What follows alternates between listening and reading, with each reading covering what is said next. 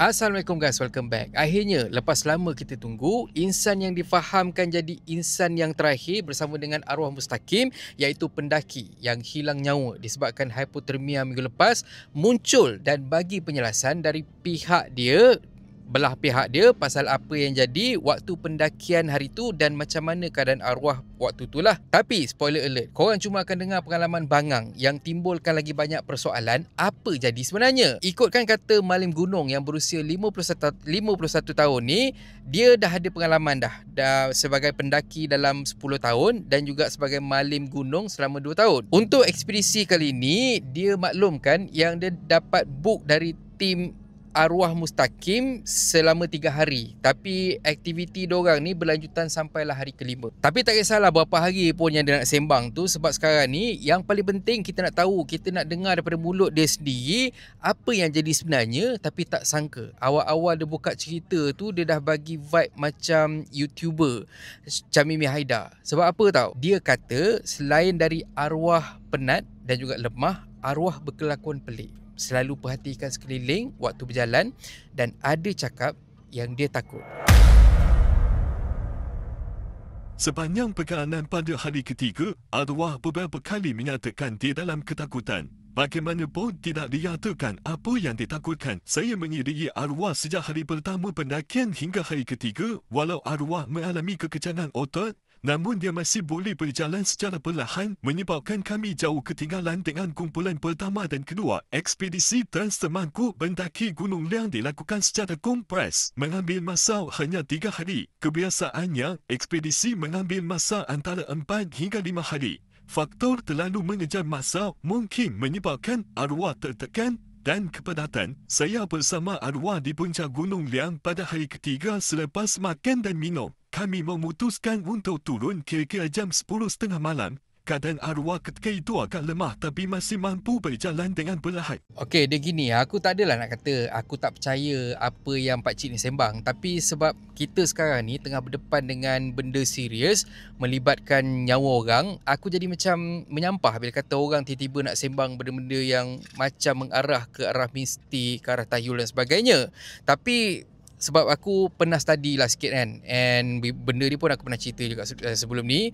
Ikutkan penjelasan sains, tak mustahil pun sebenarnya apa yang arwah rasa tu. Sebab apa tahu? Sebab kawasan tinggi macam gunung ni, dia punya tekanan udara tu dia menurun, dia jadi nipis. Jadi molekul oksigen yang kita sedut tu berkurang. Walaupun kata oksigen dekat atas tu ada 21% for example kan, tapi 21% dekat atas puncak gunung dengan kita dekat bawah ni, dia punya 21% tu dia punya kualiti tu berbeza. So membawa ke mana benda tu? Dia bila kata berkurang tu, kita akan terdedah dengan simptom-simptom, contoh macam kata kita pening kepala, kita halusinasi, kita penat, kita letih.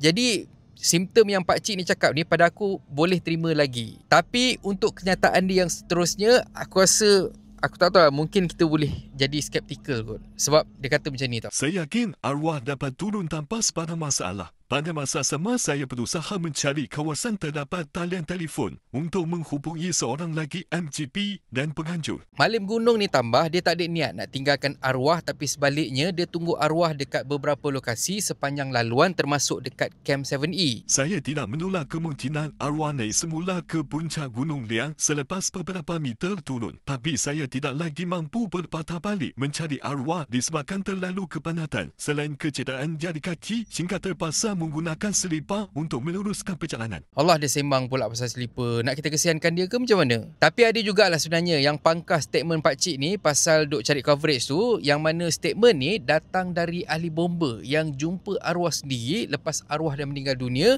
yang mana ini apa yang brother bomba ni cakap. Menurut anggota bomba yang juga individu terawal tiba di puncak, Marazman Muhammad, nasib mangsa mungkin berbeza sekiranya maklumat awal diterima daripada pendaki lain ketika kejadian.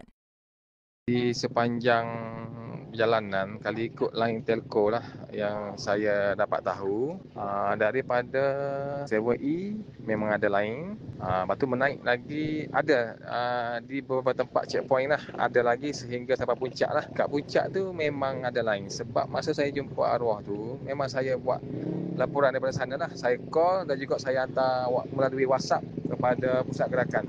Lebih kurang pukul 3.30 kami tiba di Puncak Liang. Kami tertengok dekat bawah beruk tu ada macam kepala lah sedang tidur. Lepas tu saya jalan tu bagi salam. Kita bagi salam beberapa kali, tak menjawab lah. Jadi kami pun decide pergi dekat lagi. Saya panggil nama dia beberapa kali, sama juga memang tak berjawab. Kami pergi tu bawah tu tengok, bila tengok keadaan tu, okeylah, saya pun decide mana ini dah body dah, mana dah masa dah meninggal lah. Jadi sekarang ni jawapan dari Tuan Bomba ni menambahkan lagi kekuatan soalan kami. Kenapa tak kontak pasukan penyelamat?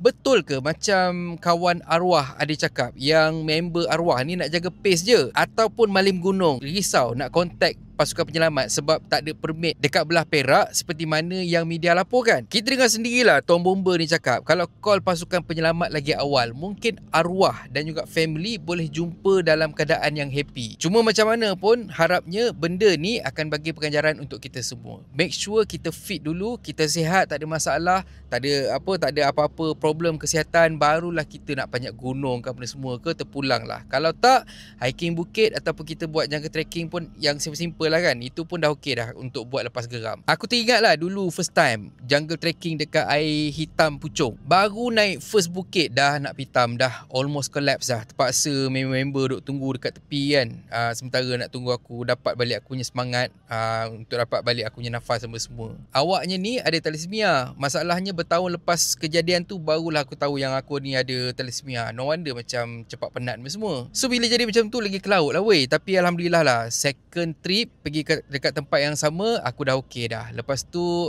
third trip, kali ketiga pergi tu lagi okey, siap dukung anak aku yang first waktu tu umur dia 4 ke 5 tahun macam tu. Tapi takat tu je lah yang aku berani pergi pun. Kalau kata nak daki gunung apa semua ke, so far untuk aku rasa mustahil lah untuk aku buat. Apa pun aku rasa aku wakil lah sebahagian dari sahabat-sahabat Donivia Channel. Kami tak boleh nak terima penjelasan Malim Gunung ni dan harapnya jangan lagi ada yang ambil dia sebagai sweeper ataupun maling gunung tu lah.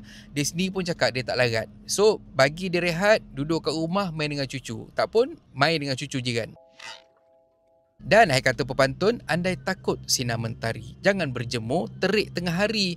Tak salah nak pergi, tapi ikut kemampuan diri. Dan kalau korang suka konten dari dalam channel ni, please consider to subscribe. So thank you very much for watching and have a nice day.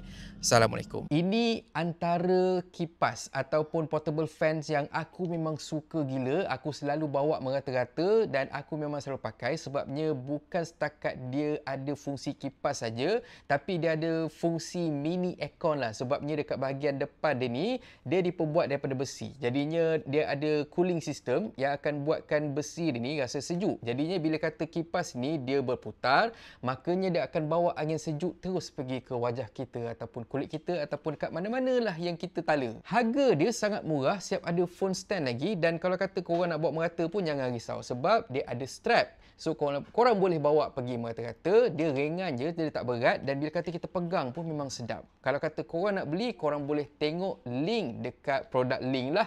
Dan just for your info lah, ini ialah produk yang terlaris lah. Bila kata sebelum ni pun aku pernah promote juga dan memang ramai yang beli and ramai yang puas hati.